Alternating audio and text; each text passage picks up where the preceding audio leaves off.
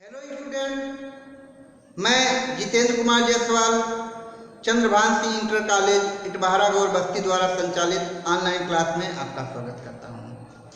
आज हम लोग कक्षा 12 की केमिस्ट्री की क्लास में पढ़ेंगे नाइट्रोजन फैमिली पार्ट 10। इस पार्ट में हम लोग नाइट्रिक अम्ल के गुणधर्म के बारे में पढ़ेंगे, यानी नाइट्रिक अम्ल के कौन कौन से गुण होते हैं। तो सबसे पहले हम लोग देख लेते हैं कि इसका भौतिक गुण क्या है। आपको बता दें कि भौतिक गुण जो है परीक्षा में बहुत ज़्यादा नहीं पूछा जाता है, कभी कभी बहुविकल्पीय में 1-2 क्वेश्चन आ जाते हैं। बाकी जब भी परीक्षा में पूछा जाता है तो रासायनिक गुण ही पूछा जाता है। लेकिन आपको बता दें किसी साक्षात्कार में, वाइवा में भौतिक गुण आपके पूछे जा सकते हैं। तो आपको बता दें कि जो नाइट्रिक अम्ल है वो आपका रंगहीन,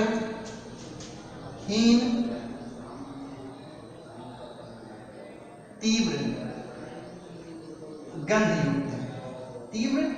गंधयुक्त द्रव है।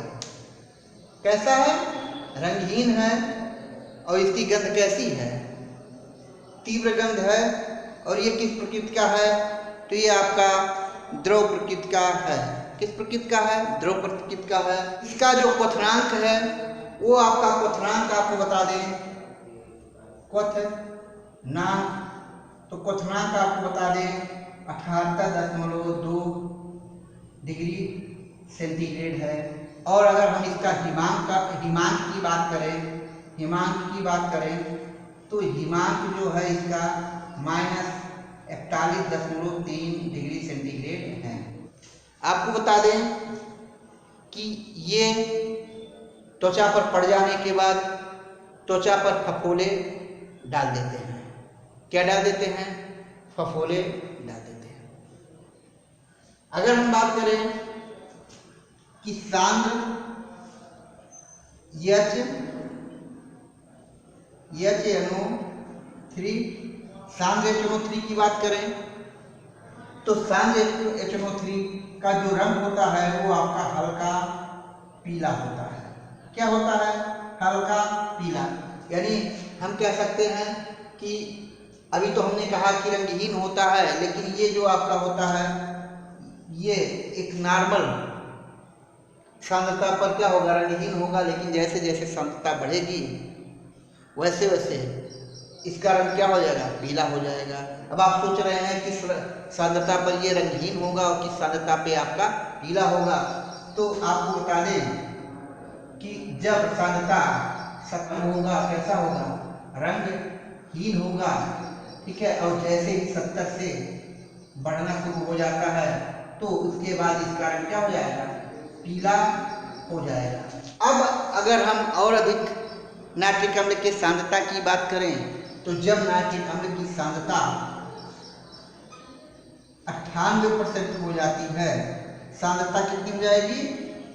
सांद्रता जब 98% हो जाती है तो ऐसे कंडीशन में जो आपका ये नाइट्रिक अम्ल होगा इसको बोलते हैं सधूम नाइट्रिक अम्ल। क्या हो जाएगा बेटा? सधूम नाइट्रिक अम्ल। अब आपको बता दें कि सधूम नाइट्रिक अम्ल को जिस बोतल में रखा जाता है उस बोतल में ऐसा लगता है कि धुआं भरा हुआ है। क्या भरा हुआ है? धुआं भरा हुआ है। तो आपको बता दें, जैसे मान के चलिए कि ये कोई बोतल है, ये आपका कोई बोतल है और इस बोतल में आपका यहाँ तक मान के चलिए कि नाइट्रिक अम्ल भरा हुआ है, यानी HNO3 भरा हुआ है। क्योंकि इसकी जो सांद्रता है कितनी है? 98%। इसलिए इसको हम कह सकते हैं सधूम। क्या कहते हैं? सधूम नाइट्रिक अम्ल। अब जब इसमें यहाँ सब यहाँ तक नाइट्रिक अम्ल भरा जाएगा तो इस पे क्या हो जाएगा, एक धुआं टाइप का कैसे लगेगा कि जैसे इसमें धुआं भरा हुआ है, तो ये धुआं टाइप का हो जाएगा और एक कोहरा टाइप का भरा लगेगा, इसलिए हम इसको कह सकते हैं कि सधूम नाइट्रिक अम्ल। ठीक है, सधूम नाइट्रिक अम्ल में NO2 तथा N2O3 यानी नाइट्रोजन डाइऑक्साइड और नाइट्रोजन ट्राइऑक्साइड होता है। कभी कभी आपको बता दें कि बोर्ड परीक्षा में सधूम नाइट्रिक अम्ल पूछा जाता है कि सधूम नाइट्रिक अम्ल क्या है, तो हम लिखेंगे कि 98% सांद्र नाइट्रिक अम्ल को सधूम नाइट्रिक अम्ल कहते हैं। क्या कहेंगे, 98% सांद्र HNO3 को सधूम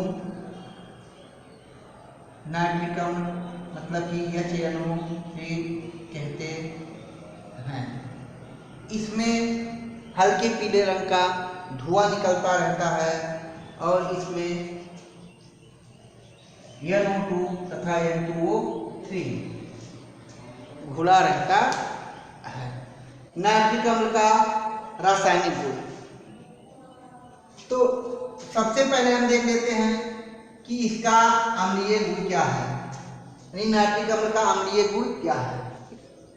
तो हम आपको बता दें कि अगर अम्लीय गुण की पहचान करनी हो तो अम्लीय गुण की पहचान दो प्रकार से हो सकती है। पहला, जल में घोलकर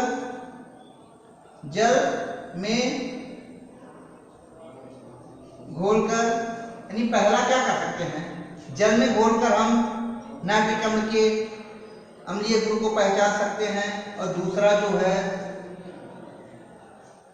क्षार से अभिक्रिया द्वारा।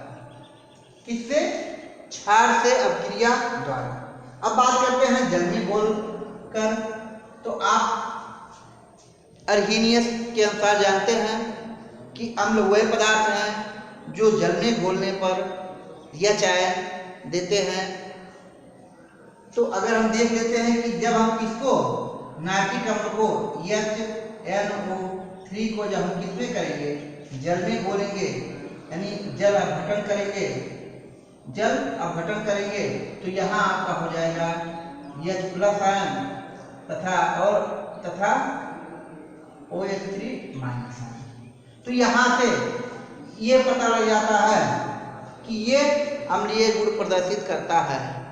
दूसरा, क्षारों से क्रिया करके, तो आप जानते हैं कि जब अम्ल और क्षार आपस में क्रिया करते हैं तो लवण और जल बनाते हैं। क्या बनाते हैं? लवण और जल। तो इसका हम किसी क्षार के साथ क्रिया कर देते हैं तो आपका हो जाएगा HNO3 प्लस NaOH गिव, ये आपका हो जाएगा NaNO3 प्लस H2O। तो यहाँ आप जानते हैं कि ये आपका हो गया अम्ल, ये आपका हो गया क्षार, और ये आपका बन गया क्या? लवण, और ये आपका हो गया जल। तो हम कह सकते हैं कि ये जो क्रिया होगी, कौन सी क्रिया होगी? आप लोगों ने पढ़ा होगा, ये आपकी होगी उदासीनीकरण अभिक्रिया। कौन सी अभिक्रिया होगी? उदासीनीकरण अभिक्रिया। दूसरा जो है आपका ऊष्मा का प्रभाव, तो आपको बता दें कि जब ये गर्म किया जाता है तो गर्म करने के बाद ये नाइट्रोजन डाइऑक्साइड में टूट जाता है। किसमें टूट जाता है? नाइट्रोजन डाइऑक्साइड में। तो देख लेते हैं कि क्या प्रभाव पड़ेगा। तो यहाँ हम कर देते हैं 4HNO3, इसको क्या करेंगे? गर्म करेंगे। तो गर्म करने के बाद आपका बन जाएगा 4NO2 plus O2 plus 2H2O। तो इस प्रकार हम देखते हैं कि गर्म करने पर क्या बनता है, तो गर्म करने पर आपका नाइट्रोजन ऑक्साइड बन जाएगा। इस पार्ट में केवल इतना ही। अगले पार्ट में हम लोग नाइट्रिक अम्ल के गुणधर्म को ही पढ़ेंगे, लेकिन इसमें हम इसके आक्सीकारक गुणों को पढ़ेंगे तथा हम लोग आगे आने वाले वीडियो में अम्लराज यानी एकोरेजिया के बारे में भी पढ़ेंगे। तो आप इसको नोट्स बनाएंगे और अच्छे से